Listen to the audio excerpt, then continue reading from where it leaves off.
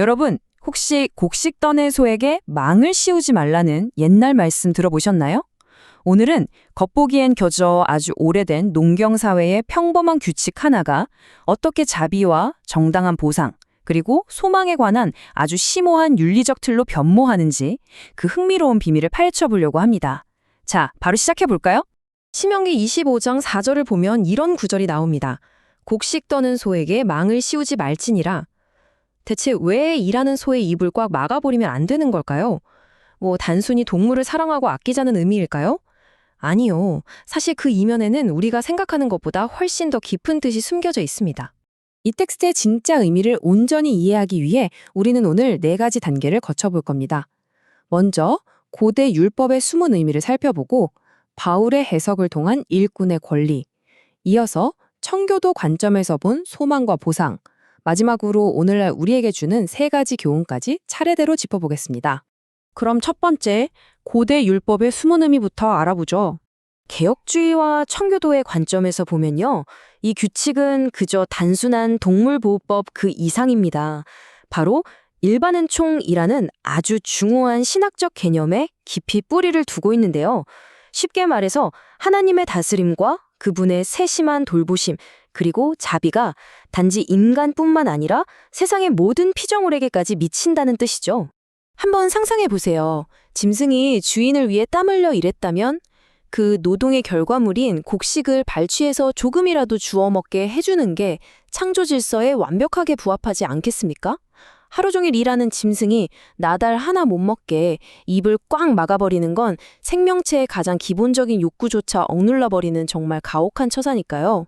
그래서 여기서 우리가 놓치지 말아야 할 결정적인 포인트는 소의 입에 씌우는 그 망이 사실상 인간의 끝없는 탐욕을 상징한다는 점입니다.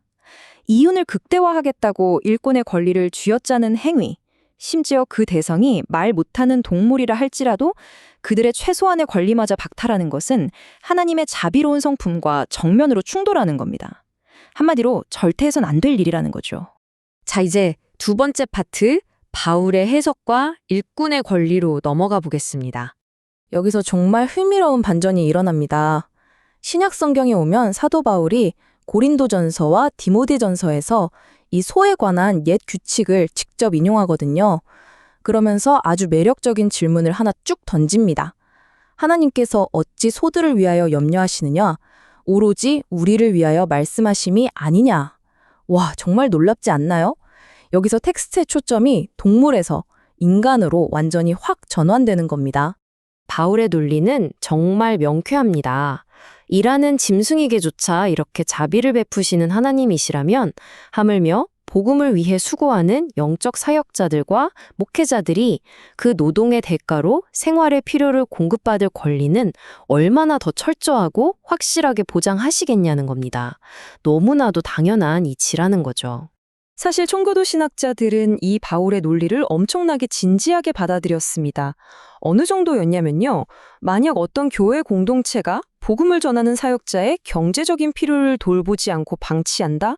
그건 그저 아이고 아쉽네 하고 넘어갈 문제가 아니라 명백히 하나님의 법을 어기는 죄로 아주 엄격하게 간주되었습니다.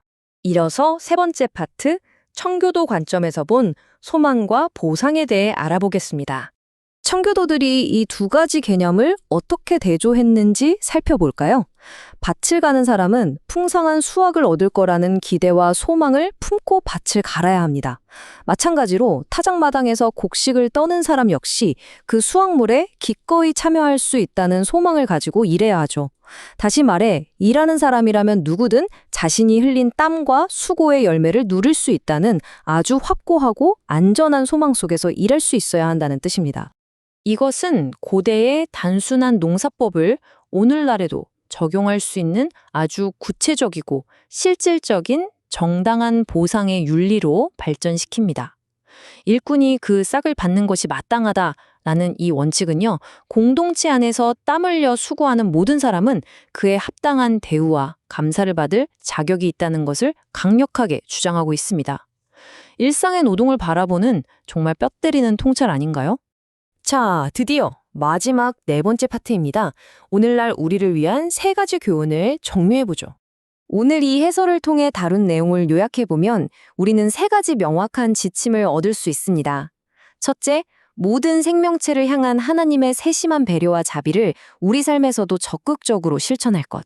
둘째, 교회를 위해 헌신하고 수고하는 사역자들의 삶을 잘 돌볼 것. 그리고 셋째, 타인의 정당한 몫을 가로채려는 우리 안의 이기심과 착취를 철저하게 경계할 것입니다. 궁극적으로 이 옛 율법은 세상의 모든 착취를 향해 아주 깊고 단단한 윤리적 방어선을 구축해 줍니다. 하나님의 다스림이 있는 곳이라면 그 어떤 작은 피조물이라도, 하물며 그분의 형상대로 지음받은 존귀한 인간이라면 더더욱 부당한 착취를 당해선 안 된다는 우주적 질서의 선포인 셈이죠. 노동의 존엄성을 그야말로 최고 수준으로 끌어올리는 겁니다. 자, 이제 여러분이 오늘 해설이 끝난 뒤에도 깊이 고민해 보실 수 있도록 마지막 질문을 하나 던지며 마무리하겠습니다. 우주를 창조하신 하나님에게 한낱 밭가는 소의 권리가 이토록 중요하다면 지금 우리는 매일 곁에서 함께 땀 흘리며 수고하는 동료와 이웃들을 과연 어떻게 대하고 있을까요? 한번 곰곰이 생각해 보시길 바랍니다. 오늘 준비한 내용은 여기까지입니다.